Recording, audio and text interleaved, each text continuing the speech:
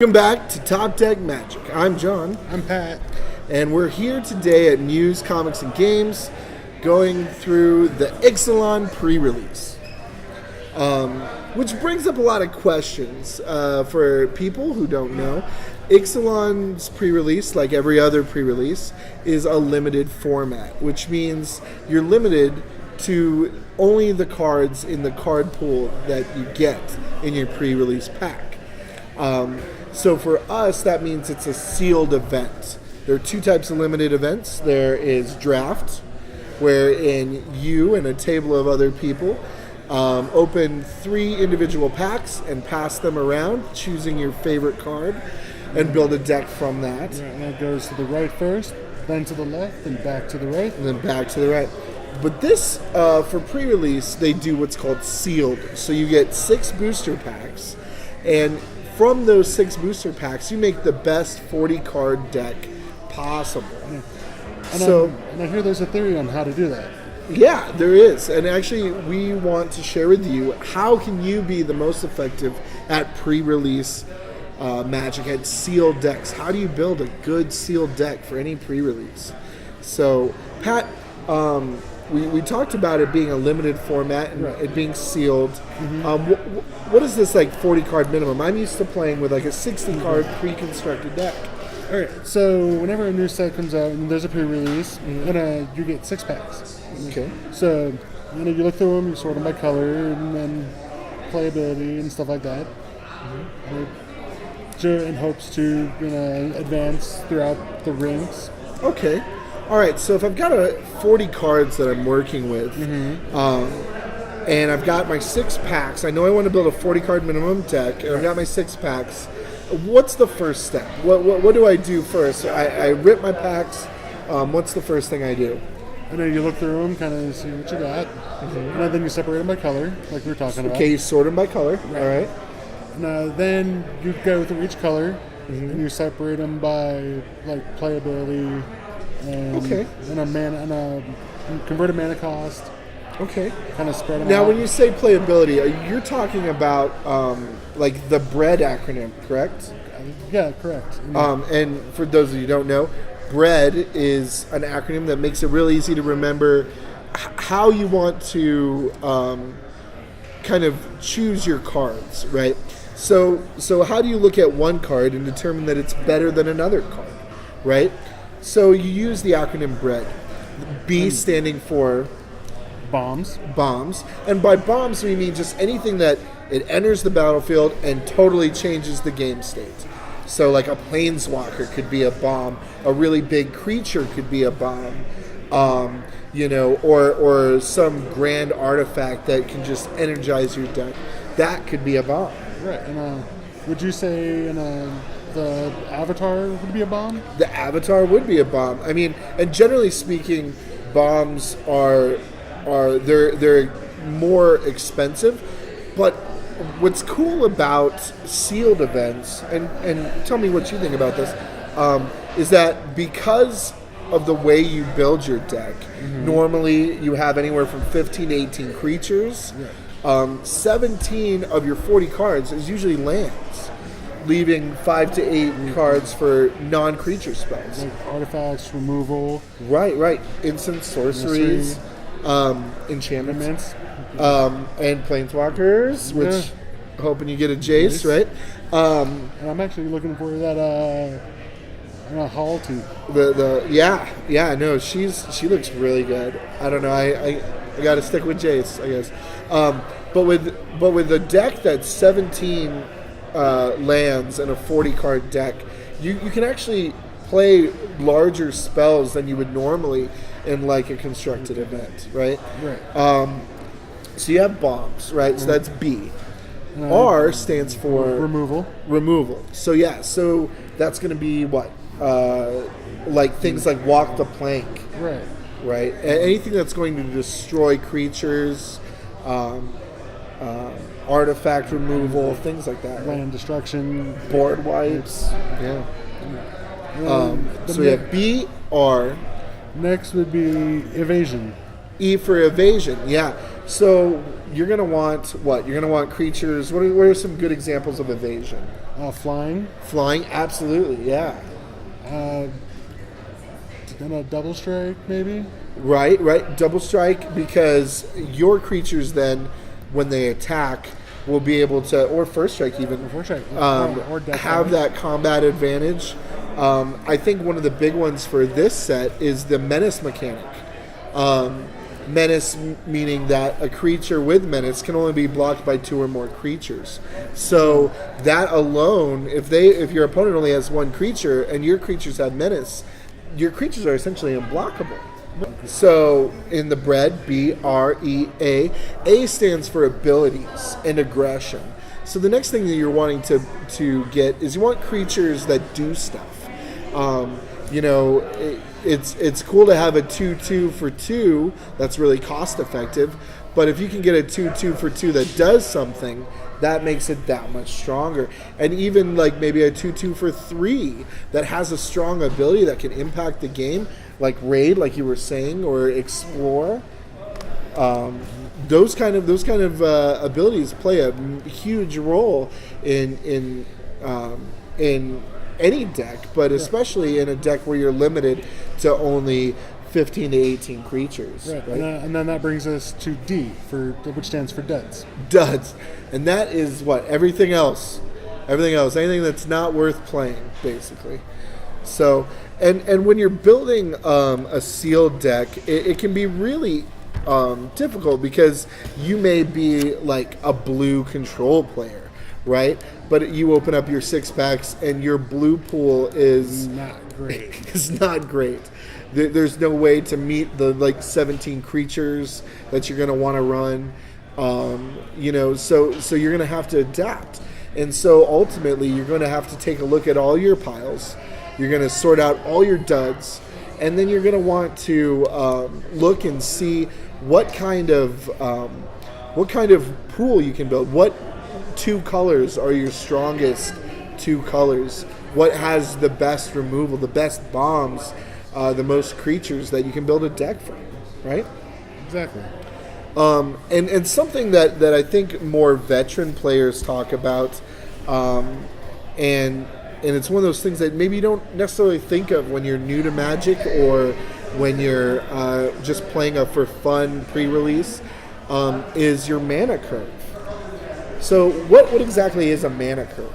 Okay, so a mana curve is once all your cards are laid out, you look at what your cheapest card is and what your most expensive card is, and figure out where you need, how you need to adjust your mana to fit. Right. So we're talking about the converted mana cost, which means if you take all your mana symbols and all of your generic mana symbols in the top right of your card, and you add them together, what does that come to? And the reason why it's called a curve is because you want to start with a low number of, say, 1 and 2 drops, things of that. Get a little bit higher in your middle of your curve, and then you don't want a lot of really expensive creatures because you're not going to be able to play them early on in the game. So when it comes to sealed, they actually have done some really cool math and helped us figure out what a good curve looks like. So in your 1-drop slot, so that's converted mana cost 1, you want what? 0 to 3? 0 to 3, yep. And then in your converted mana cost 2-drop slot, between 4 to 5. 4 to 5. And so we see that little climb there. What about in your 3-drop slot? And at 3, you'd want around 7, which would be the top of your curve. Right. Or the top of that's going to be the fat part of your curve. Right. Yeah, that's where you're going to have the most drops. And then what about 4? About 6. So now we're coming back down. And then 5 or higher. I wouldn't go any more than 4. 3 or 4, maybe. Yeah. No, that makes good sense. And then you kind of level back out. Right.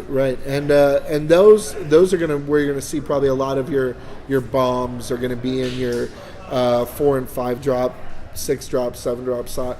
But keep in mind, you don't want to run a lot of expensive creatures even in a sealed limited event, because you're not going to be able to play them for a large portion of the game. I mean, if your opponent builds on the lower end of the curve, then you're just... Right. Maybe they build a more aggressive, lower mana curve than you do, and you're sitting around hoping to drop a dinosaur, and they've already got pirates out their nose. Like, you know, pirates, merfolk, vampires. Yeah, all of those are less expensive than the dinosaurs for sure. And so really the next thing, and this is something that my math geeks out there will appreciate, is how do you figure out, so you know you want to run 17 lands in this 40 card deck, right? Right. How do you know how many islands to run, how many mountains to run, how many swamps, things like that?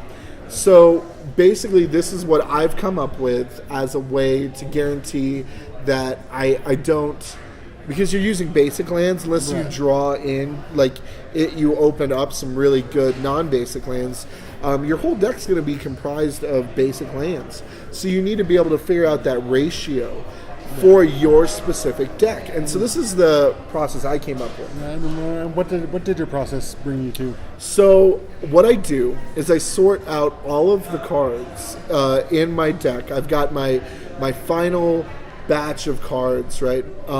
My 23 cards, I sort them all out based on what color they are. And then I will add up every time I see a colored mana symbol. For example, so say I was wanting to build Naya, which is white, red, green. And so I look at all of the times I see a plain symbol, and I count that up. Maybe I have 10 of those. And then I count up all of the times I see a mountain symbol on all the cards, and that gives me 12. And then maybe for green, I count up all the forest symbols, and that gives me 13. So I add that all up. That gives me 35 total mana symbols, right? So from there, with basic math, we can figure out what percentage of our deck is each color. Right. So you would take the 10 white symbols that you have and divide it by the total of mana symbols, which would be 35, which gets you 29% of your deck then is white. And then it would be, so for red, it'd be 34%, and for green, it'd be 37%. So now we know what percentage of our deck is each color, and we know we're going to use 17 lands. Right, and so you're going to want to go more red-green on your mana base. Right. And so what all you do then is you take the new percentage that you have, and you multiply that by the total number of lands. So you would multiply 17 by 0.29, which is 29%, and then you round to the nearest full number, so you'd end up with 5 plains. Going down it, right? Yeah, and going down, you'd end up with 6 mountains and 6 forests. One of the only times that you'd want to adjust this is, so maybe you really need to cast white creatures. Those are the lower end of your curve. They're your 1-drops, your 2-drops. You might adjust your curve a little bit. You might adjust your land base based on your curve. So you want us to be able to see the mana symbols for, you want to see mana for your early game stuff. So you might increase it by a land or two. So limited is such an exciting format. Everyone's on an even playing field. There's no pay to win. Everyone paid the same amount, and it's kind of luck of the draw. But using some of these deck building suggestions, I think you stand a really good chance of doing well in your pre-release events. And I don't know about everybody, but at the stores we play at, when you win throughout the event, you actually earn more packs of the new set. Well, you don't say. Yeah, which is pretty cool. That is pretty cool. So you can get even more than you paid for. But yeah, so any other thoughts on building for limited or sealed decks? I know. Since everybody's on the same playing field, I mean, the only other advice that we can give is have fun. Have fun, and that is so true. Like, don't get too frustrated, with with taking a loss. I mean, it's a difficult format because you might not get great bombs. You might not get a lot of removal. So you kind of have to just take it as it comes. Remember that whatever cards that you don't have in your deck, you can use those as your sideboard. Or you could build a completely another deck out of it. Exactly. Maybe round 1, you're like, this is just not cutting it. So round 2, you have a whole nother deck. And so experiment, try things out. Maybe you can make green-black pirates work, and that is super cool, or something. Jund pirates. Jund pirates. Ooh, I like it. I like where your head's at. But yeah, just have fun. Some suggestions I have would just be maybe pick up a thing of sleeves. I like to sleeve up my limited decks. It's nice to I play with sleeves all the time, so it feels natural. And playing without sleeves just doesn't feel right. It's cringeworthy. It's cringeworthy. Especially if you get that bomb, like your Jace, and you're not playing with sleeves. Ooh, yeah, you don't want that. You really don't want that.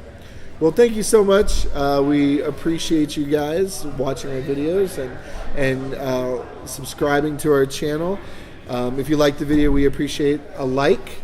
And feel free to hit the bell icon up in the top so you get notified every time we drop a new video. Right. And always comment, because we're here for you guys, and we want to hear your opinion and what we could do to make things a happier experience for you. Right. And we want to release content that you're interested in. And so please share with us. Let us know. Did you find this helpful? How did you do in your pre-release event? For us at Top Deck Magic, I'm John. I'm Pat. Have a great day.